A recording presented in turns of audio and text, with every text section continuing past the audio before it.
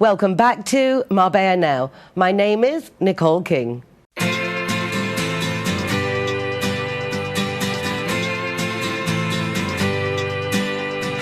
hey, it's a brand new day. Hey, hey, hey, it's a brand new day. Halfway twisted. Well, I think it's another week that I'll be talking through my nose as I'm full of allergies again. I hope you guys are handling it well. It's a wonderful season, though, and I love the good weather and so many people in our city. One of the nicest things is the internationalism, and that's certainly going to be very prevalent in this week's programme. Starting off, I want to welcome Chiara Cantone, una bella donna from Italy, and she's a golf pro, but she's also many other things. Welcome to the programme, Chiara. Thank you for having me. Thank you very much. Nice to see you again. We bump into each other, and I love all your posts on the social media. Thank you. You do that very well. Is that another one of your talents in your businesses? You really are very gifted. Thank you very much. I'm creative. Very creative. You've created a golf method. You're also a physiotherapist. Exactly. And I was looking through your bio, and it's really impressive, and yet you're so young. Can you just give us a little background to who is Chiara Cantone? I mean, because how do you see yourself? Yeah, well, I have always been into sports and wellness since I was a child. So I have to say I'm very lucky that I've made my passion my job. So as you said, I've studied in the university to become a sport physiotherapist.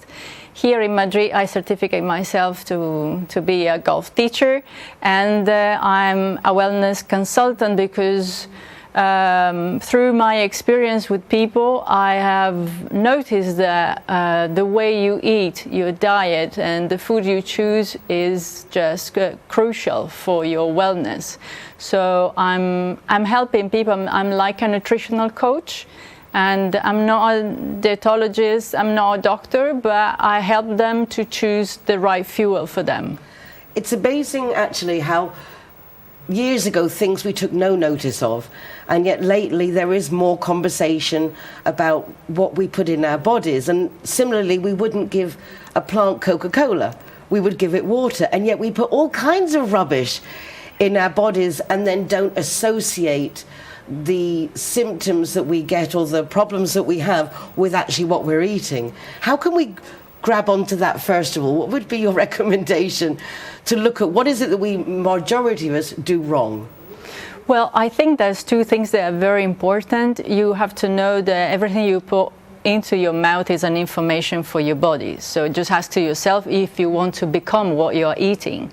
And then it's very important to eat clean. This is always what I said. So when you look at the plate, if you think it's clean, then it's a good food. You mean not lots of gravy? I love gravy and sauce. It's like the reason I eat.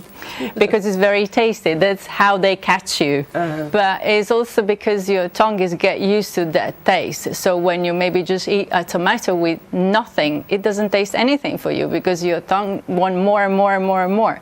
So it's just a habit, as everything. Dopamine in a different way. Exactly.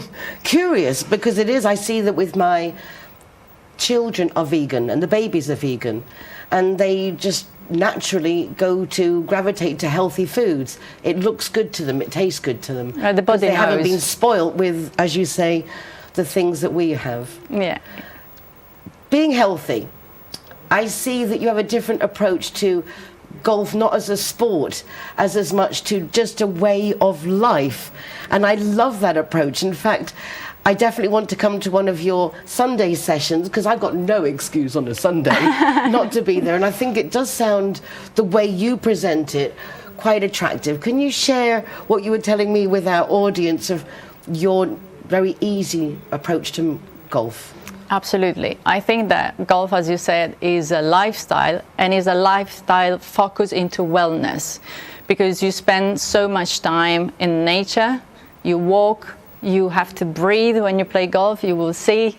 And more than anything, in our team at the moment, we have a sports psychologist that is specialized in mindfulness and is paying so much attention about your inner voice, what you tell to yourself, because golf can be very frustrating as life, but golf all the time.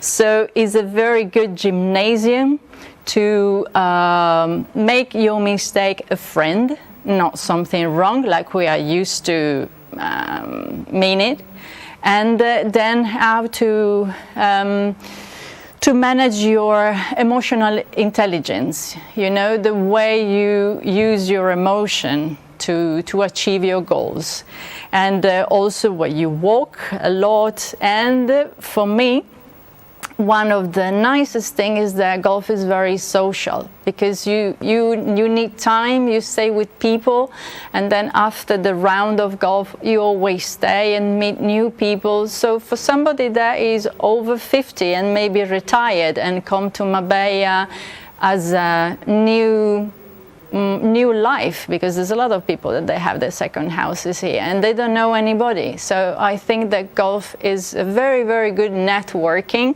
in a healthy way. I think it sounds lovely, and the way you present it, as I say, I'm in.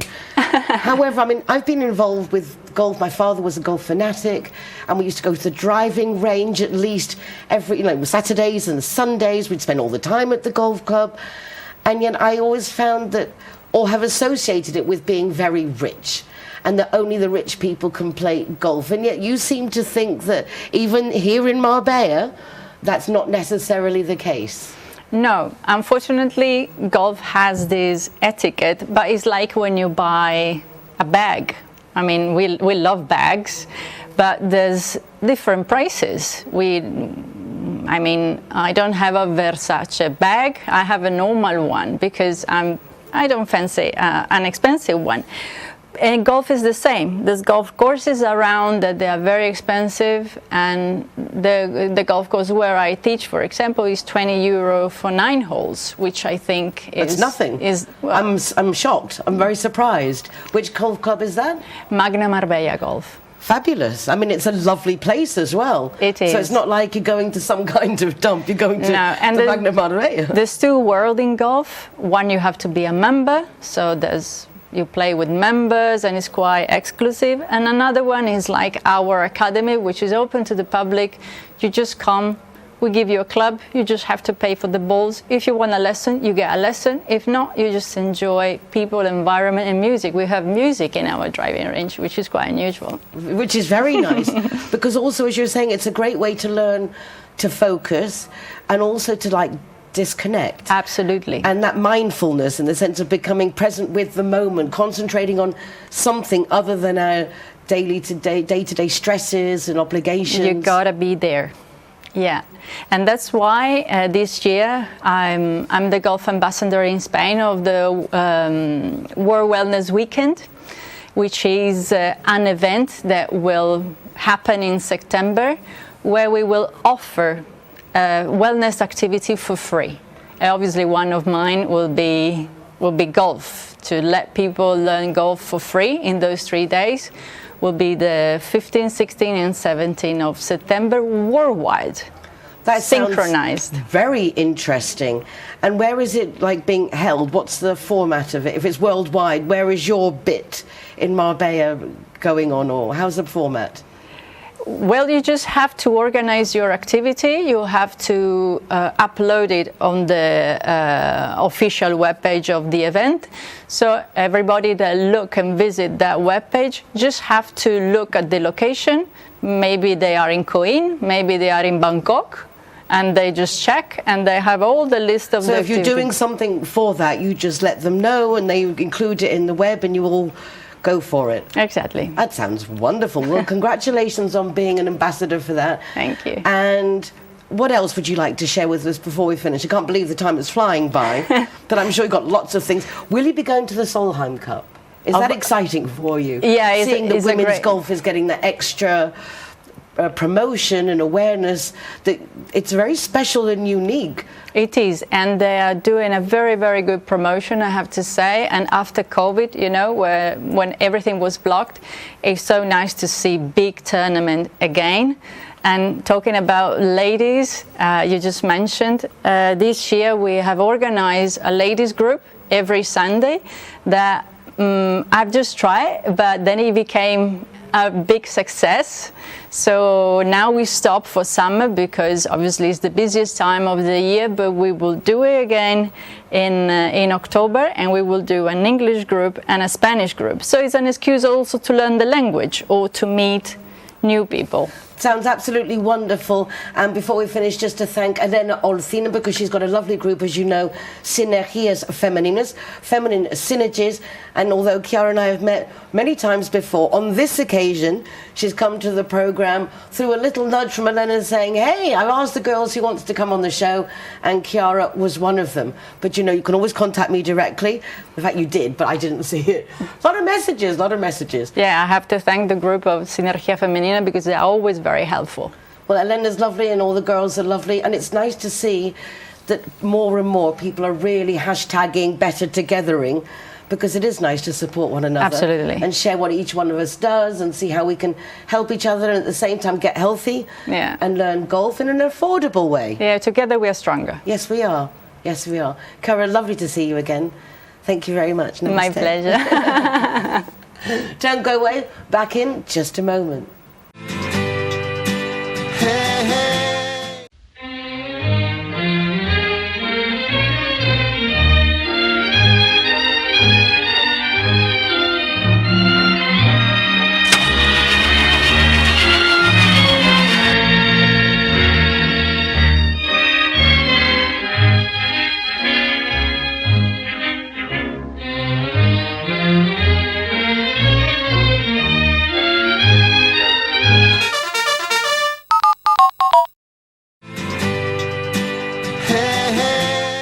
I said at the beginning of the programme that we were having a very international show, and that certainly is the case.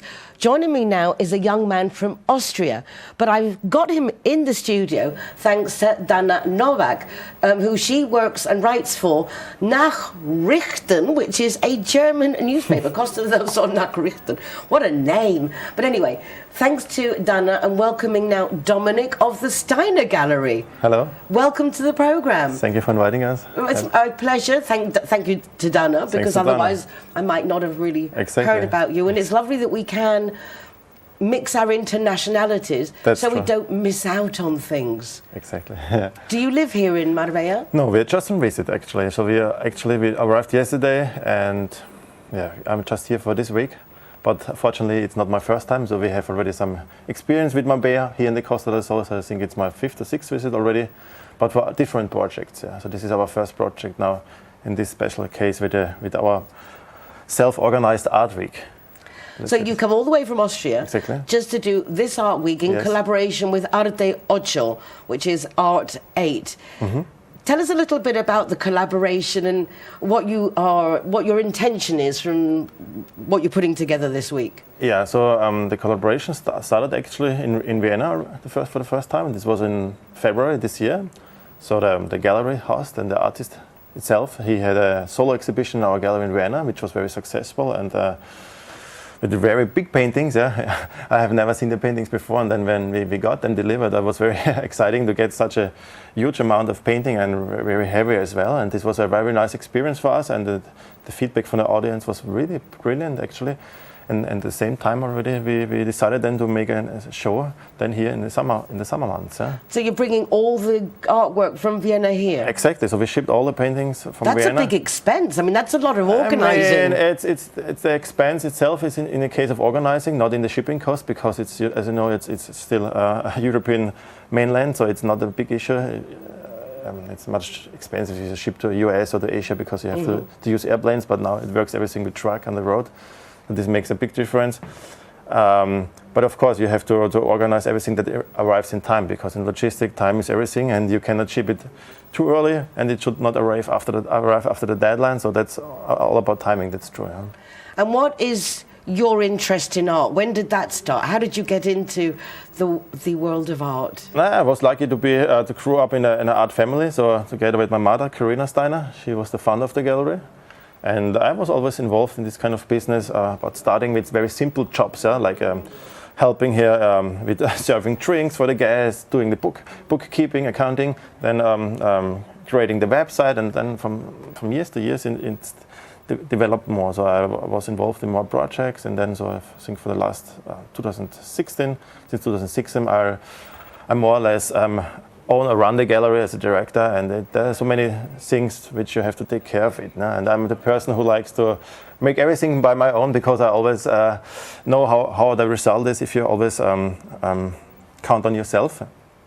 But of course, there are always my artists who supporting me, who are motivating us, and I think it's a privilege to have this kind of family business where you work together and travel with the family, as well with our sister. Yeah.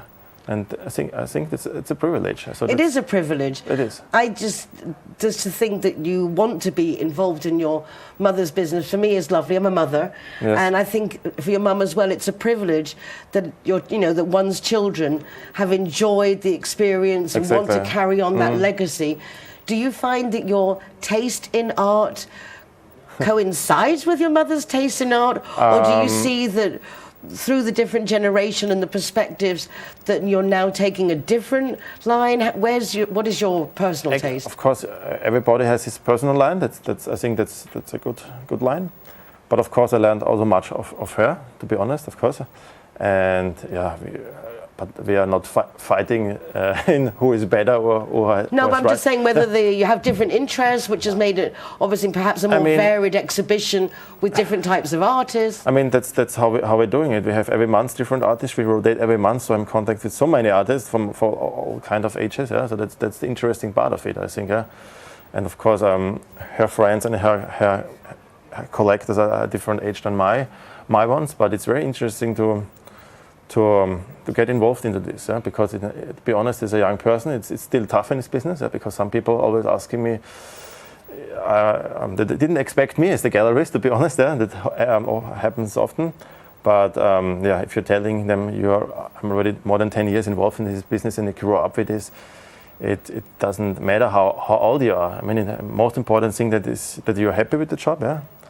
Otherwise, it's very hard actually, because in this business it's like this, that it's very unsecure business. You have never a stable income or stable sales. So you have some months which are very bad, and then you have months which are very more or less better. Yeah, and then you have always to see the result on the bottom line. I think that's the main task of this job. So, but you obviously like what you do, that's a positive. And that makes it a big difference, because a lot of careers and professions are a little precarious. Mm-hmm. But working in what you love to do is a privilege in it. That is, for sure.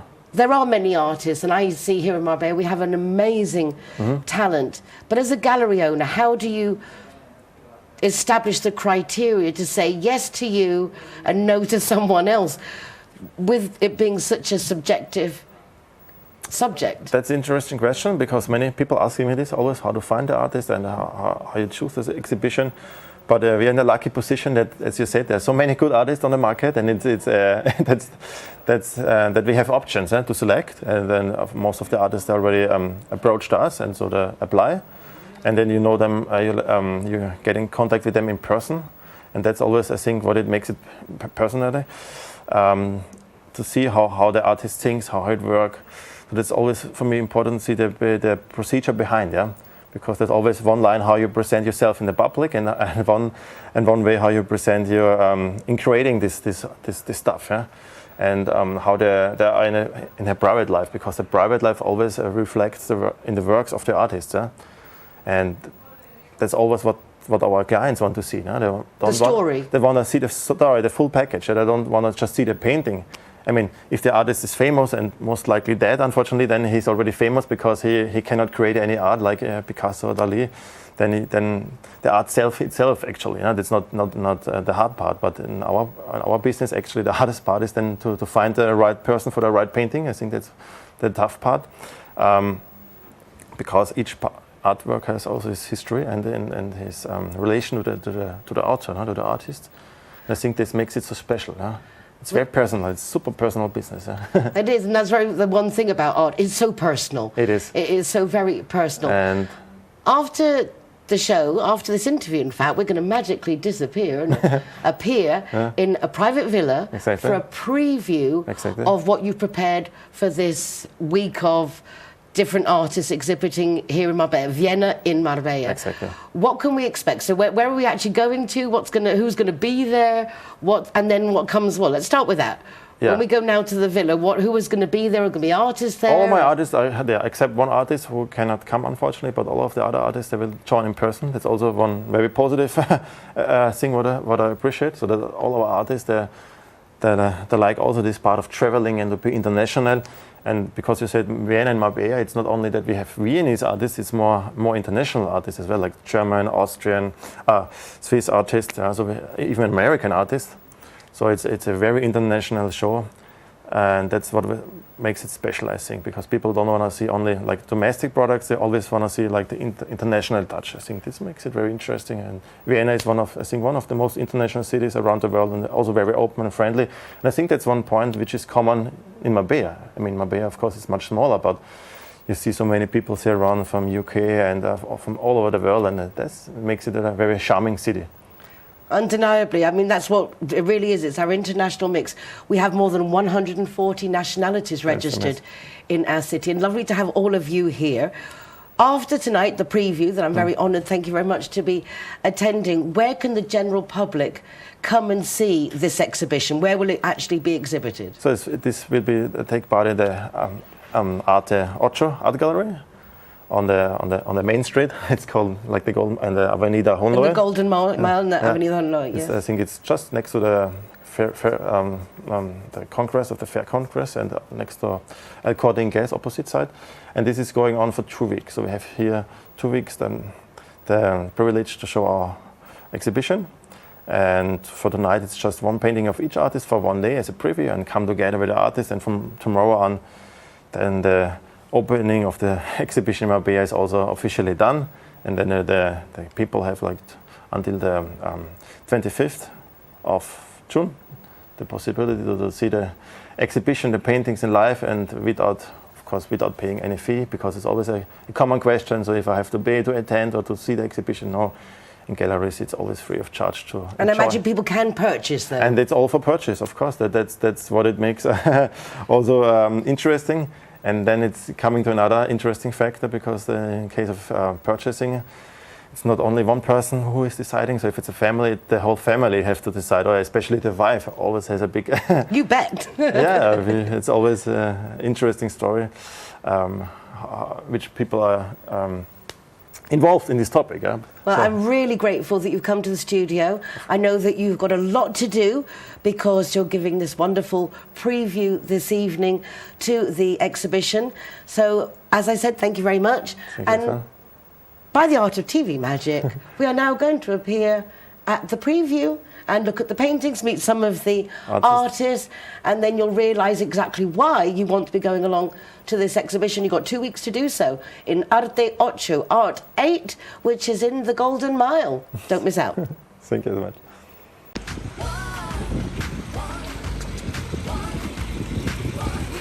Hello.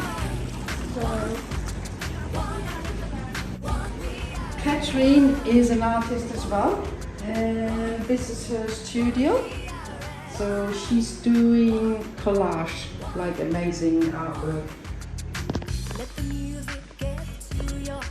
She invited us today, so it is her exhibition joining the Vienna and Marbella exhibition. So it's 2 exhibitions. This is the whole house is her exhibition.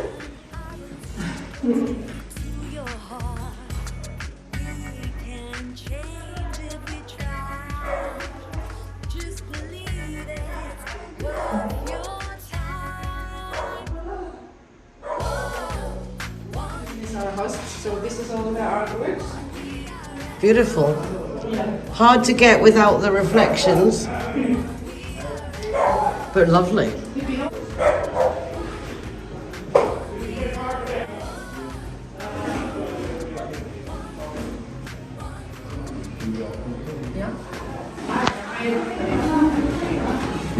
This is how carefree tart works.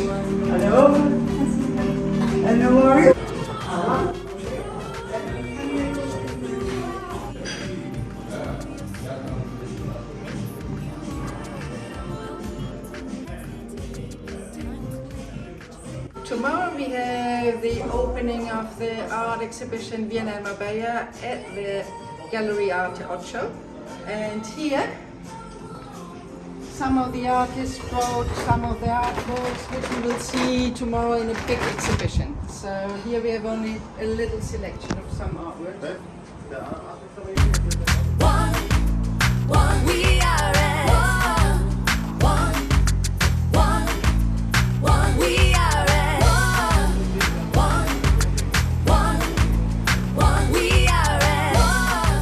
Catherine, Oui, delighted to meet you. Enchantée. enchantée tout. How lovely to have a French person on my program this week. We have a very international show, and thank you for welcoming us to your home. This is beautiful. Thank you. Your artwork is very different. And is this something you've been doing just recently, or have you always been an artist? Before I paint and the color was not so good, my color. Then I begin with the collage, and I have the color what I want, and why I do a lot of things with the collage. So I don't make my color, but You voilà. found your niche. Yeah. Well, it's very, very different, and I love the way you put everything together. Each one tells its own little story, and I've only just started looking. How do you go about the concepts? How do you come up with your different ideas?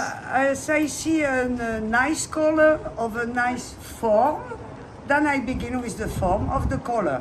And then I go, but I don't know what I do in the beginning. Then little bit come something, but I begin always with oven color, oven form. And then with the form and the color I make something. Do you sell your artwork locally? Little bit, not so much. But the people don't know me, and it's the first time I do an exposition. I'm sure it won't be the last time.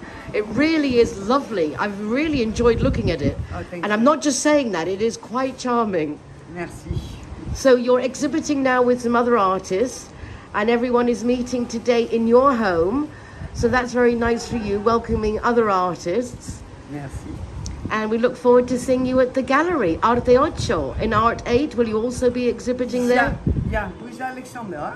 Alexander Herman, yeah. You're very lucky. He's a great artist too. Yeah. One of Marbella's best. Yeah. And thank you so much, Catherine. To you. Thank you. one. We are at one. We are at one. Earlier I was chatting with Dominic at the studio, Yeah. but this is his mummy, Karina, that we talked about, the one who actually launched the Steiner Gallery in Vienna originally before your son joined you. How nice, no, Karina, that your son wants to work with you? We are very successful in Vienna. Everybody knows the Steiner Gallery. And I have started 20 years ago. 5 years. I have working alone. Dominic was a child. And now the new gallery, I have 15 years. We have celebration, we will celebration our gallery 2 weeks, in 2 weeks, 15 years. Congratulations. Yes, we work in 15 years in the Gallery Steiner. Fabulous. And you come frequently to Marbella? Yeah, I love it. I love it so much. It's my second home place, I say, yes. So it'd be nice also to have a little gallery here for when you come. Yes, I will start it with Dana Novak. She is perfect for me. She knows the best people and she can help me. I don't speak Spain. I will learn Spain. It's very important. Yeah, Dominic, he has learned in the school. He can Spain. I don't know why he don't like it. Speak Spain. Yes, and then I'll be looking for an apartment. Well, if anyone got a suitable apartment for Karina, she's moving over. Thank you so much, Karina. Lovely to meet you. Thank you And so much. congratulations. Thank you. I'm very happy with my son and with the gallery and with his life. It's very wonderful. We're blessed. Thank you. Thank you. We are we are we are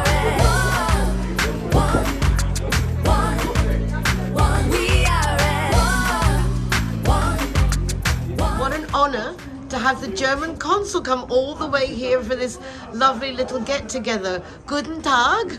Guten Tag. Yeah, no, it's not an honor. It's an honor for me, yeah, that I have the possibility to come here.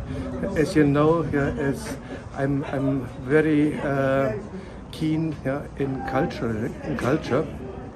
I also have been organizing a lot of exhibitions in the German consulate, yeah, in Michas, and in other places, yeah, because I think, yeah, this is the best platform to unite people, yeah, to bring together people, yeah, not only by economy, not only by politics, yeah, but the best way to bring together people is the culture. Yeah. I agree. There are a lot of German residents on the Costa del Sol. They must keep you very busy. Definitely. We have around 30 to 40,000 residents in total Andalusia, and we have around 2 million tourists every year. Yeah?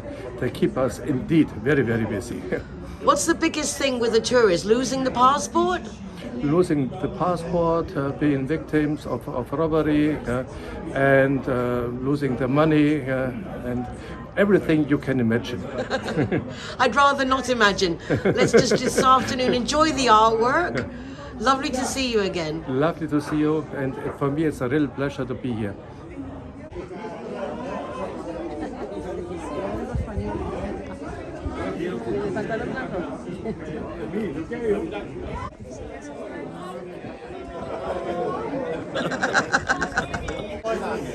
This is Elke and her painting, but it's so noisy here.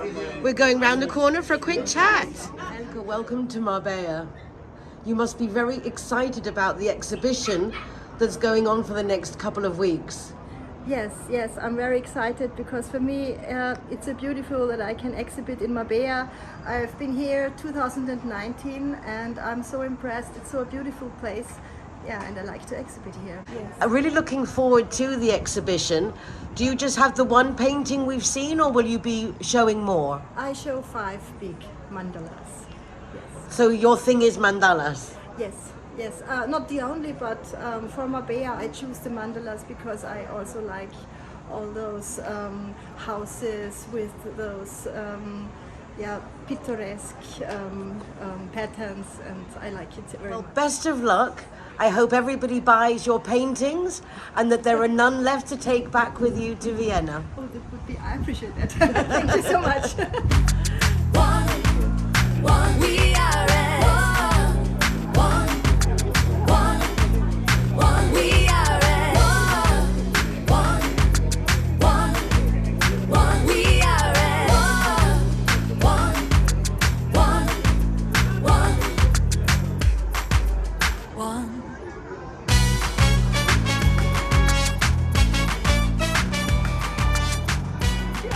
So nice to meet you.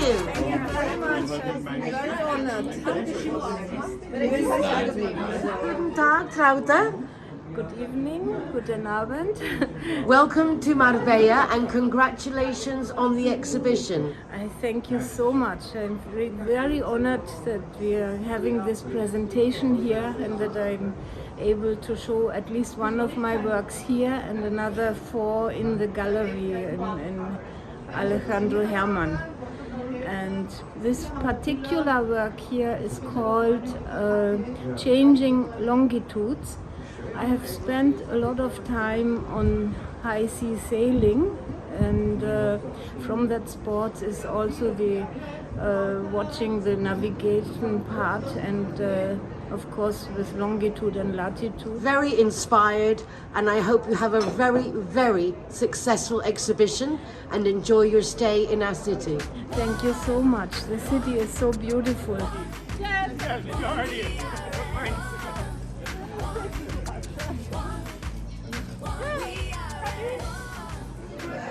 Lovely to meet you. Thank you. I love your artwork. This is exquisite.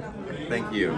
That's a phrase from Marilyn Monroe, and that's the hand from my wife, and that's the body from my wife, and that's a little bit. I like this painter from Klimt from Vienna, and I make a mix.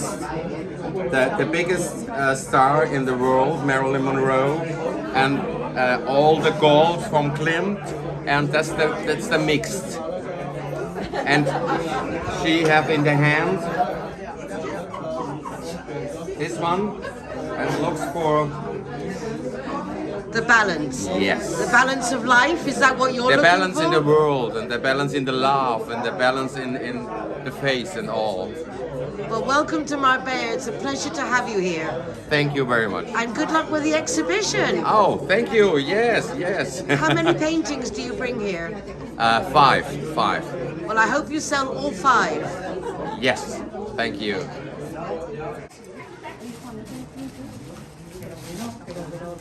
Nice meeting you. Nice meeting you too. My friend Pilar, another Pilar. Hi, nice to meet you.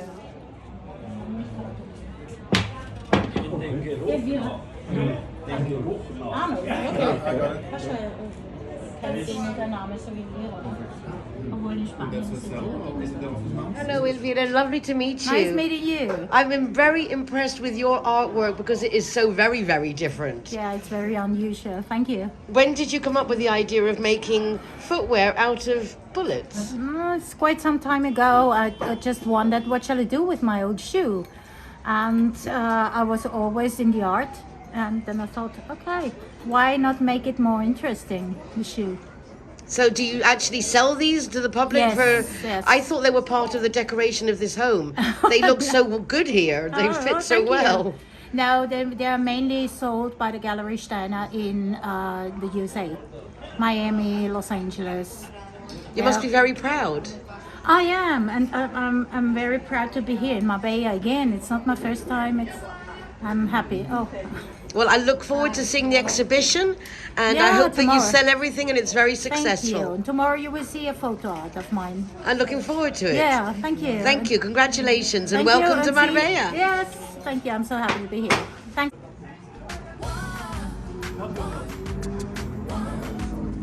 Bye-bye. Thank you for coming, everybody. A pleasure. Cheers.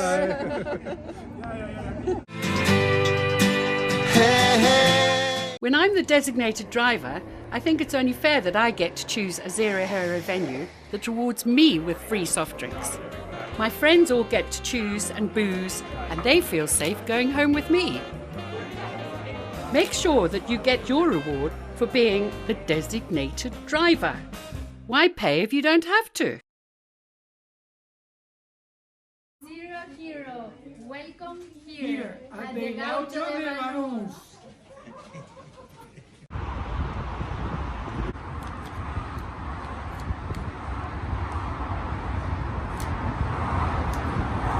Welcome to Lemongrass, Doña Lola.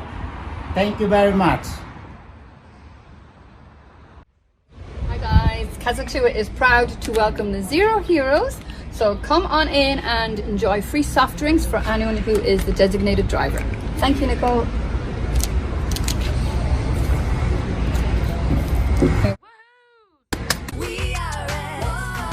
So here we are at Everest. Very cool. Yeah. Stickers going up.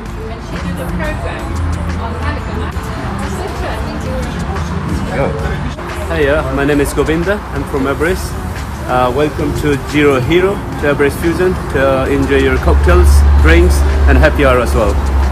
And food, of course, is delicious. Thank you.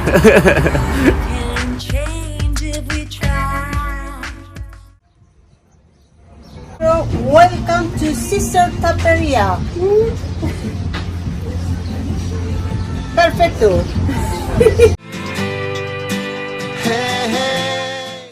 CIT Marbella is a business networking association, and I'm delighted that for the past 10 years since I started on iTalk FM, that once a week they send one of their members to my radio program initially and now also to the television. And I have to say it's a delight to get to meet so many nice people that are part of the group that works very hard to promote them, obviously business-wise, primordially, but then also socially, so that everybody in our community is successful. And that is certainly my philosophy. Joining me this week is Beata Fröhlich, and she is from MIUC, M-I-U-C, which is a fabulous international university here in our city. Beata, it's a pleasure to meet you. Thank you for coming. Thank you for having me.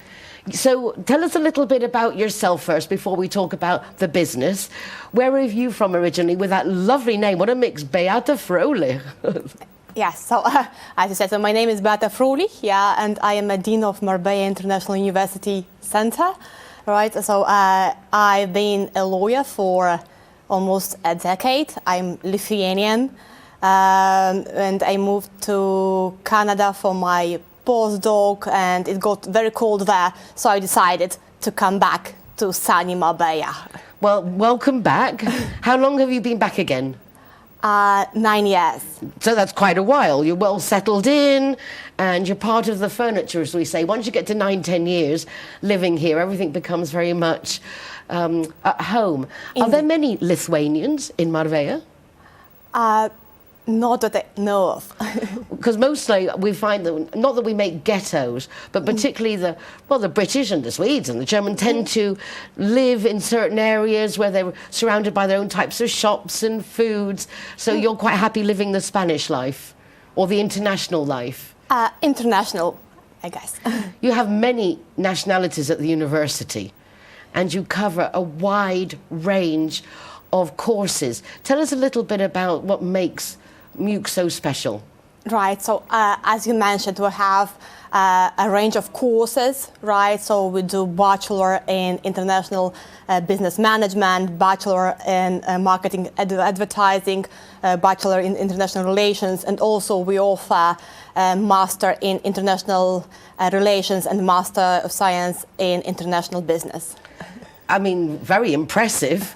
And the students come from all over the world. Your facilities are quite extraordinary because you have really luxurious installations.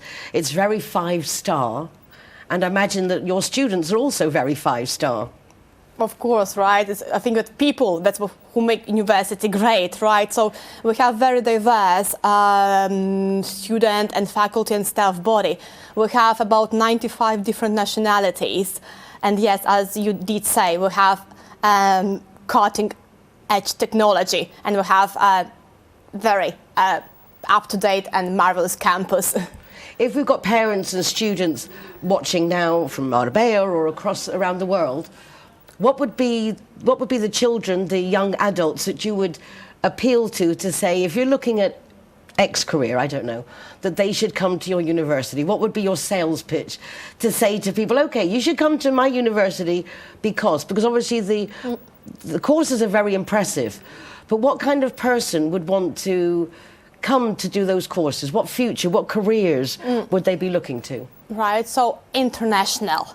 Meaning, right, because we are very proud because we do have a partnership, we have an exclusive partnership with University of West London, meaning all our students are getting British degrees. So that is to say our degree awarding body is the University of West London, and how we prize ourselves is that we are international, that we are up to date. Right, and we also we do see the importance of linking the theory with practice, and therefore we believe that after university, students could easily find the employment in the field they would like to. Does the university help them with that, to find the different positions? Or, I mean, it must be quite a job in itself, just getting the children through the university, but then obviously finding the job that's going to make them happy and hopefully successful. Yes, indeed. So we do offer internships, right? So what we're trying to do, we are trying to make collaborations with both local companies and international companies and organizations. We're trying to get them placement in those internship placement And when we're working on Capstone project, we're already trying to discover which are your strengths and weaknesses, right? And we did have a very successful track of our alumni, because we do have a network there as well. And therefore, we do see how students progress from student into a successful entrepreneur or CEO of the company, or we do have students of our alumni working for national and international companies, Amazon, Google, etc. It must be quite a challenge teaching young adults nowadays with the fast-changing technology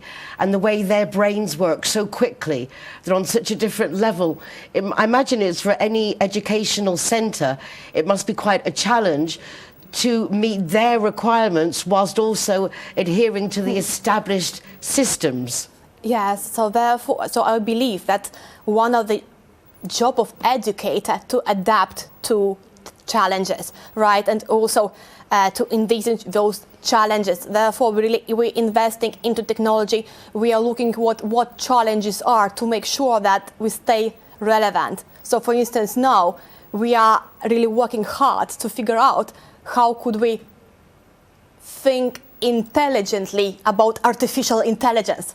So therefore, I think as Socrates once said, you can't really teach students anything. You just can't teach them to think. So that's what we're trying to do. We're trying to teach them to think critically and challenge us. Well, that is very reassuring, I have to say, because I think nowadays more than ever, having the ability to take in abhorrent amounts of information, but then to assess it coherently and make sense of it, at least to one's own ethics and beliefs, I think is a very important matter. So, Beata, absolutely delighted to meet you. I look forward to seeing you again in the future, and congratulations on everything that the university is achieving. Sounds like you're offering some really good qualifications. Thank you. Thank you very much. Don't go away, we'll be back in a minute. But remember, if you are or your family members could be interested in going to university here in Marbella, Mute could be an interesting option.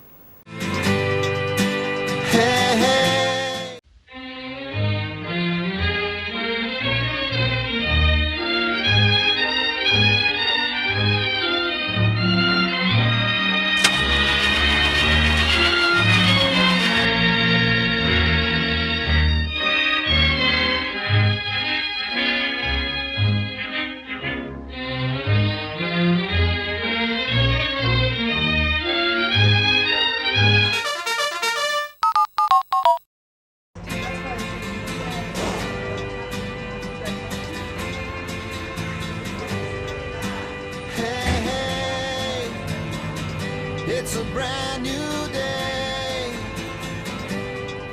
Zero Hero, welcome to the Secret Garden. We welcome you. It's a brand new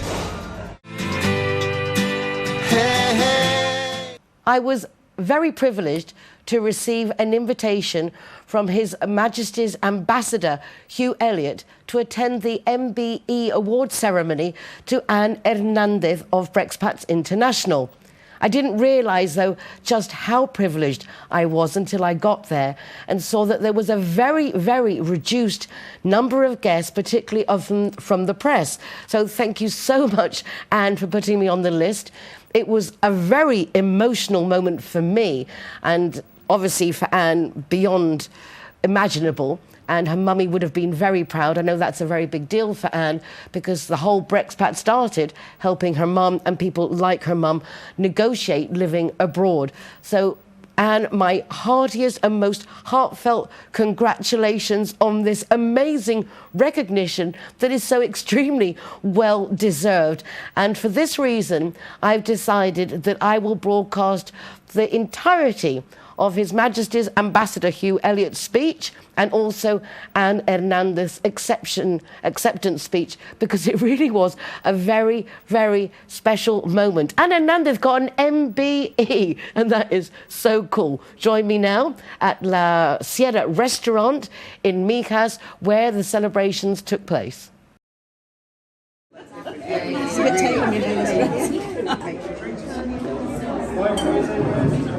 Ladies and gentlemen, It is a huge pleasure for me to be down here today in this beautiful, sunny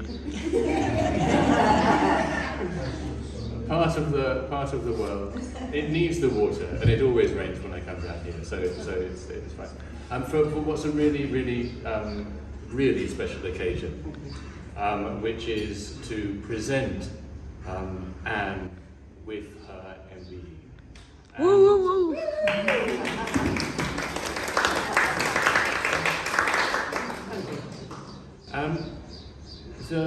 It's very special as well for a particular reason, which is, as you will see from the picture here, it was of course Her late Majesty Queen Elizabeth who awarded Anne her MBE, which is why she is presiding over the ceremony in spirit this evening. So it's very special from that point of view too.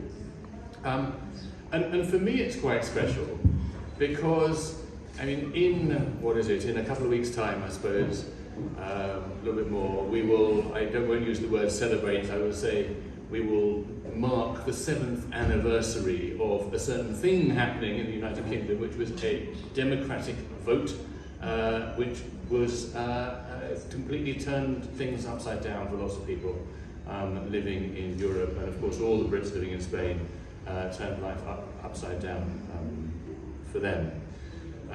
For you, many of you. And since then, I was at that time, 2016, I was working in the Foreign Office at that time and spent the next 3 years working in different roles on the Brexit process because our job as civil servants was to implement the decisions taken. And I was quite conscious of the impact on citizens because it was I had different roles, and part of my role was to explain and to talk through the different impacts on the Europeans who were living in the United Kingdom. Now, I of course was conscious of the impact on Brits overseas, but it was only really when I came here in 2019 that I really fully understood the sheer emotional as well as practical impact of the decision. And it's when I met Anne in the autumn of 2019. And I have to say, I found her quite scary.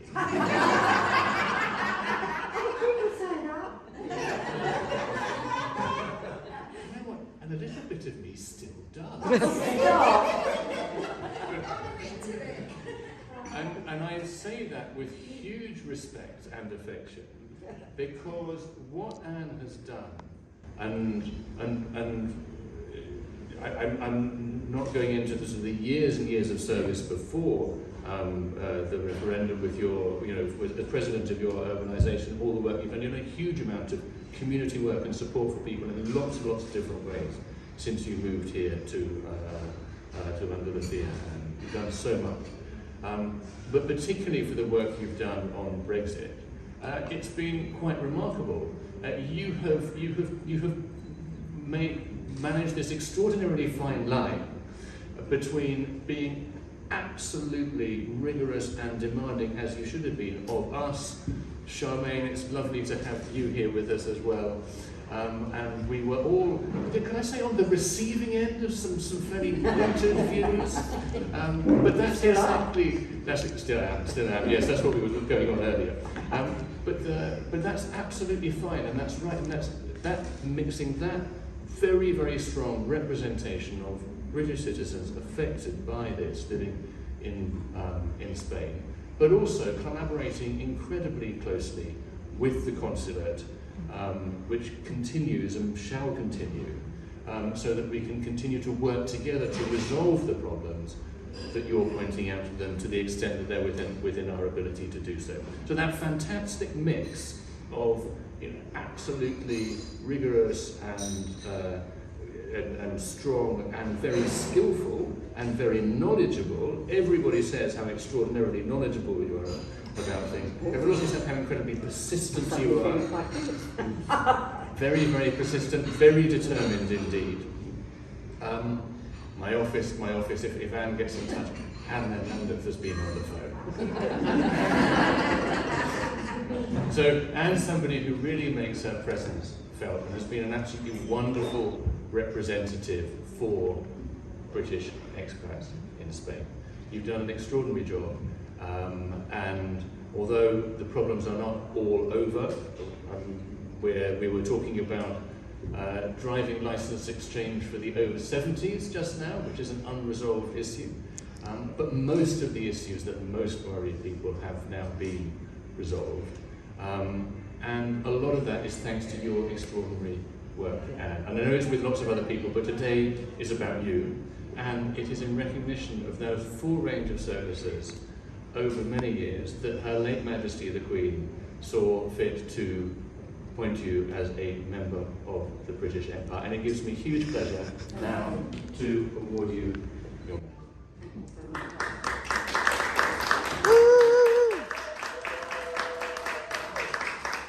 So, congratulations.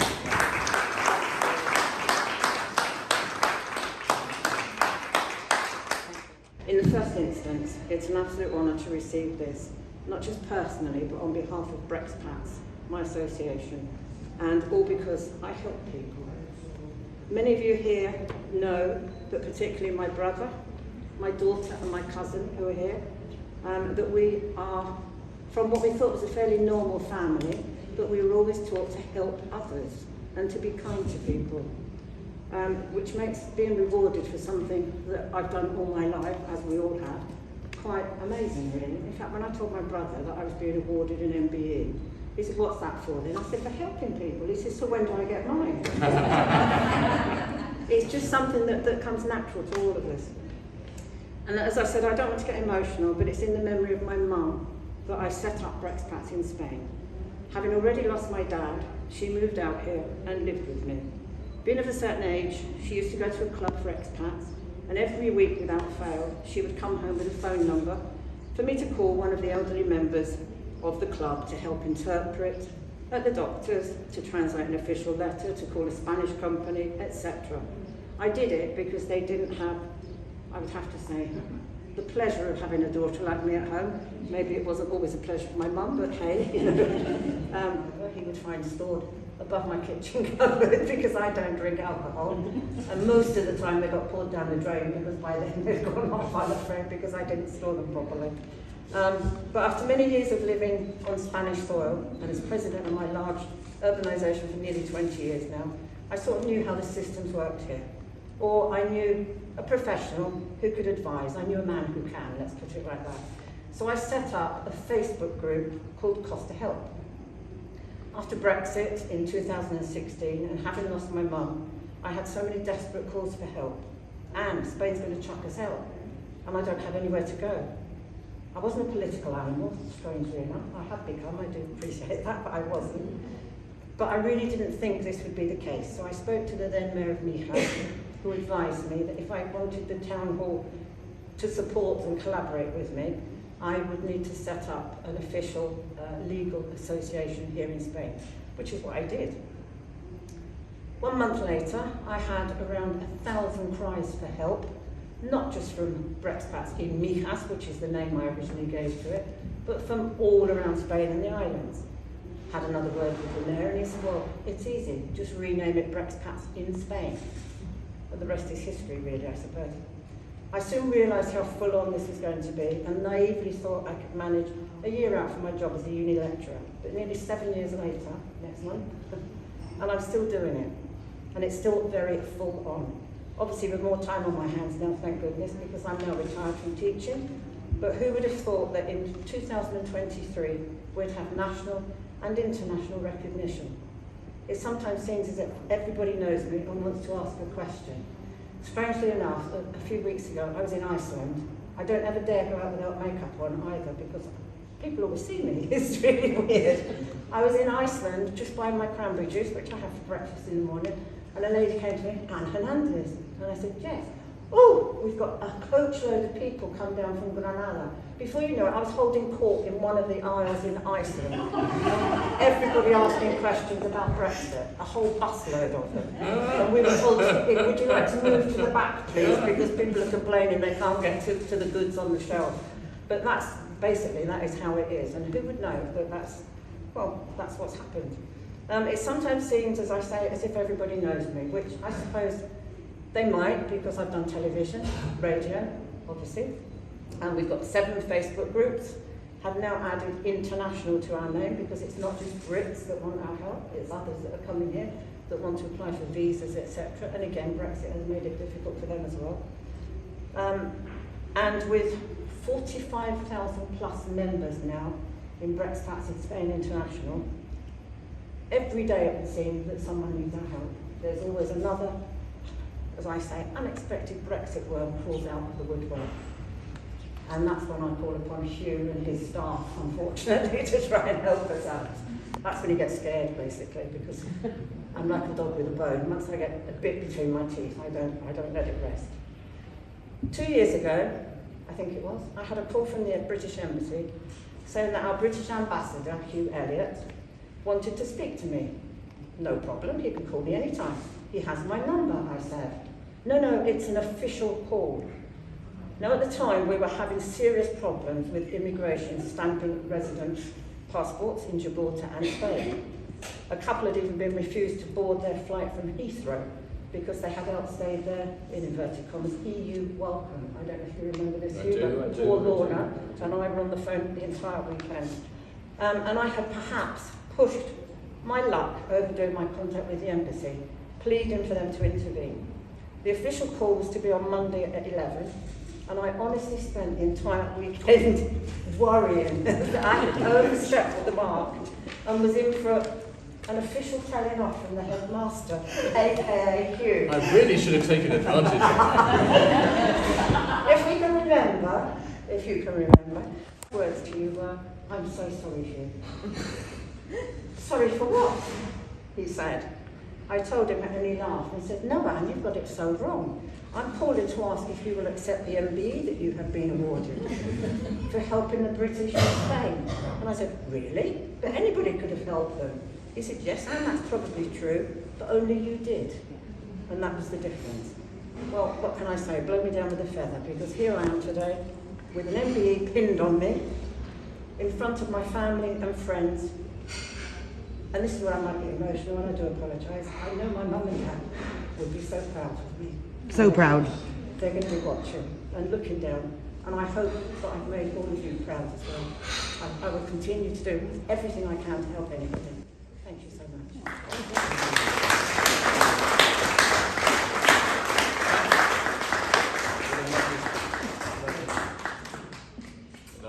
Emotional too. I think we need to charge our glasses so that we can raise them to hand. So if you haven't got a drink or a glass, please. Jeremy is there on hand. Very emotional. Make me cry.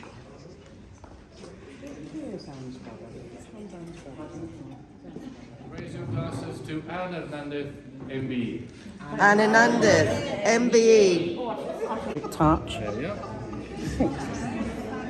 Food is delicious and quite an honour to have an MBE ceremony in your restaurant. How does it feel? I'm very honoured as well. There's thousands of places here you could choose, so I'm really happy. Anne Hernandez, I imagine, is a regular customer. As is her daughter, sings here as well. Fabulous. It's nice, isn't it? A small community. At the end, we all know each other. Absolutely nice. Well, come to La Sierra. Give us the address. La Sierra Restaurant, Cerro de Aguila Golf, in Mias Costa. Congratulations, Jeremy, and thank you so much. Thank you. What a special programme. We've had Lithuanians, Brits, Italians, Austrians. I love it when the Costa del Sol cosmopolitan atmosphere comes to the Marbella Now studios. If you'd like to watch recordings of our programme, please do so, and also like and share with your family and friends. You can get recordings from the rtvmarbella.tv website. You can also watch it via streaming from that website, or go to my website, nicoleking.es, for links to the programme, also to my weekly column in the Euro Weekly News Marbella Moments, and above all, road safety awareness, our Zero Hero website, zerohero.es, with links to all the restaurants, bars and hotels that offer free soft drinks to the designated drivers. It's become a little bit of a good food guide, which is wonderful because all the places are exquisite, including the casino that has a fabulous restaurant. You should check that one out too. And it's nice to know that just being a little bit more aware of road traffic safety can help all of us, and those of you who are the designated driver help you get free soft drinks. Thank you for joining us once again and supporting our resident international community. I really appreciate your support and your time. And take care of yourselves. Be nice to each other. And don't forget to join us again next week of more of what's going on behind the scenes in Marbella Now. You'll open up your eyes wide. You feel it's gonna